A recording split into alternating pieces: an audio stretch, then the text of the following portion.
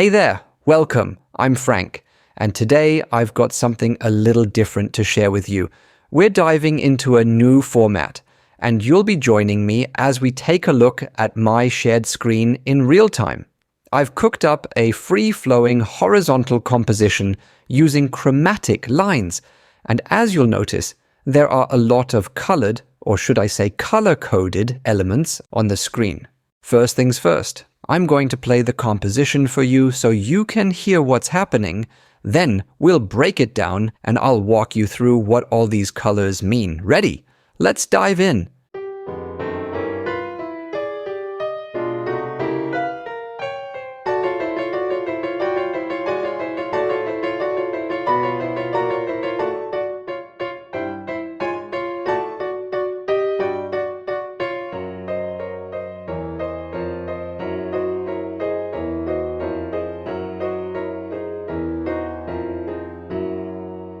The first thing I want to highlight is this 3+3 structure right here.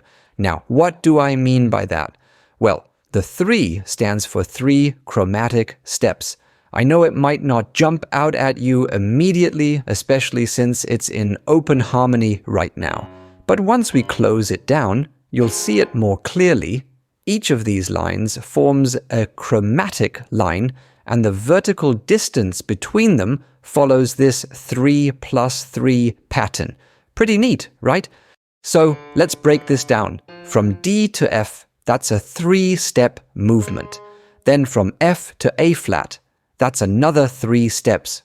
You can see this pattern repeated as we move up the line. Let me just bring that back up for you real quick. And the same thing happens right here when I move to the second bar. These are all chromatic lines, every one of them.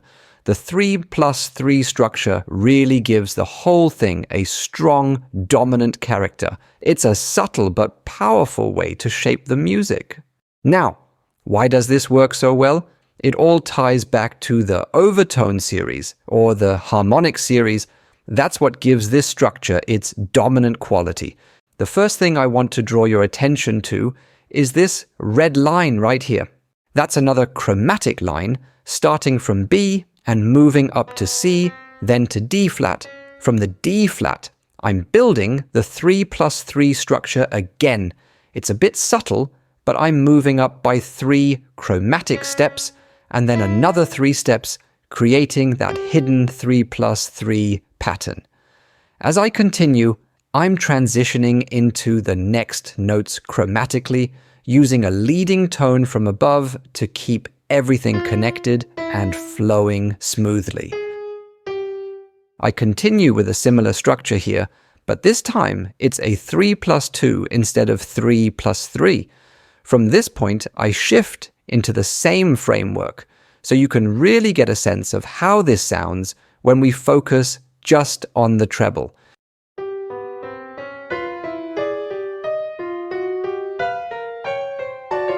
Next up, we have what I like to call a motor.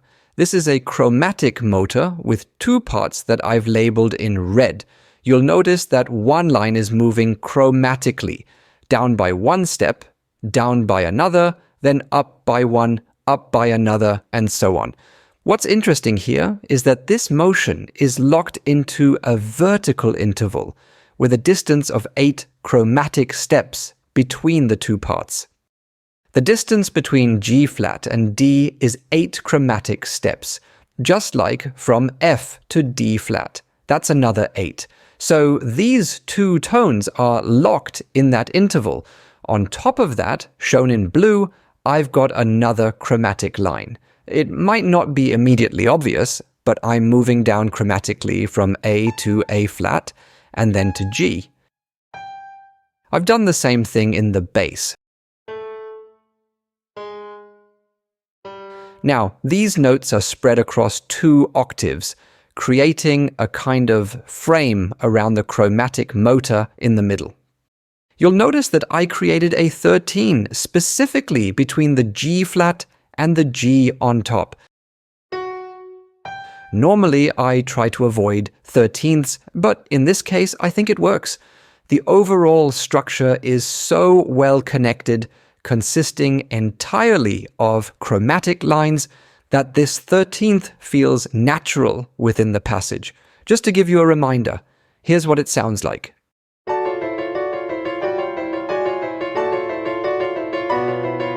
Now, here I do the opposite.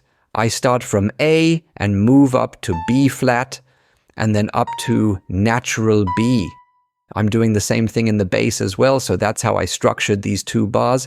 As I move to the next line, it's pretty much a repetition of what came before. The main difference is these staccato notes. I'm just tweaking the articulation a bit to set up the change that's about to come. That change happens here, marked in black, where I shift to another locked interval, this time a 3 interval. For example, from B flat to D flat, or from C to E flat, which are 3 chromatic steps apart vertically. Now the key difference between this motor and the previous one, shown in red, is that this second motor moves in a 2-step pattern. 2 up, 2 down, 2 up, 2 down. So this part isn't strictly chromatic movement anymore. Instead, it represents an expansion of the chromatic line. Initially, I was moving chromatically, down, up, and so on, but here I'm shifting to a pattern of 2 steps up, 2 steps down. In the bass, however, I continue the chromatic line. Starting from A, I move down by 2 steps, which isn't a chromatic step. But from there, everything follows a chromatic path. G moves down to G flat, then down to F, and finally down to E. The order might seem a bit different here, but that's how I originally constructed this section before tweaking the notes afterward. As I move to the last line, I'm bringing back the 3+3 structure that I began the whole composition with. So here I have my 3+3 structure, and I thought it would be great to bring this back in certain places as we approach the end of the piece. That's exactly what's happening here. I'm revisiting the 3 interval from earlier and adding another part to it, which essentially shifts the 3+3 structure. If I take the lower line and move it up an octave, you can clearly see the 3+3 pattern. For example, from B flat to D flat is a 3, and from D flat to F flat is also a 3. Now you might wonder, why did I go to F flat instead of just going to E? Wouldn't that be easier? Well, no, because it would disrupt the shape. Following a similar structure and moving in parallel, changing the shape would make it harder for the performer to recognize that it's the same pattern. For instance, we have the E moving down to E flat, and if I kept it as E instead, it would create confusion. That's why I shifted back to F flat. It maintains the integrity of the shape. There is, however, one exception. I'm moving from F flat up to A flat, which is a 4-step jump.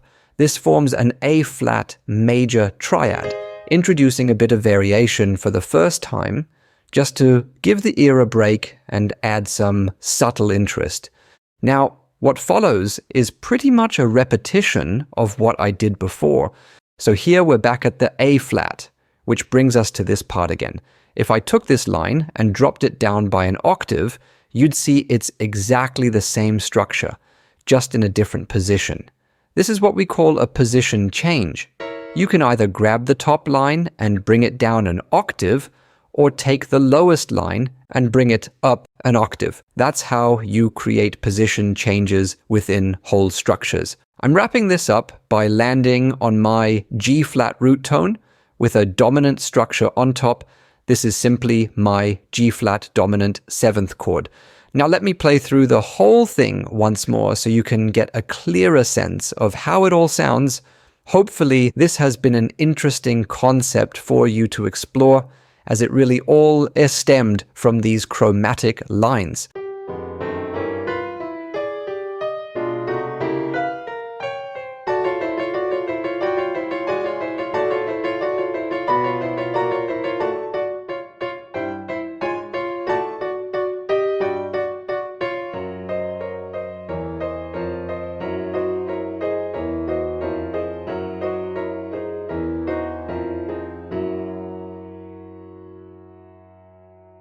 I hope you're enjoying this new format. It's a bit easier for me to produce, and I'm hoping it's clearer for you as well. I'd love to hear your thoughts, so please let me know in the comments what you think. In the meantime, I hope you're having a fantastic day and that you're inspired to create some amazing compositions of your own. This was Frank, wishing you a wonderful rest of your day. Many thanks for watching, and best always.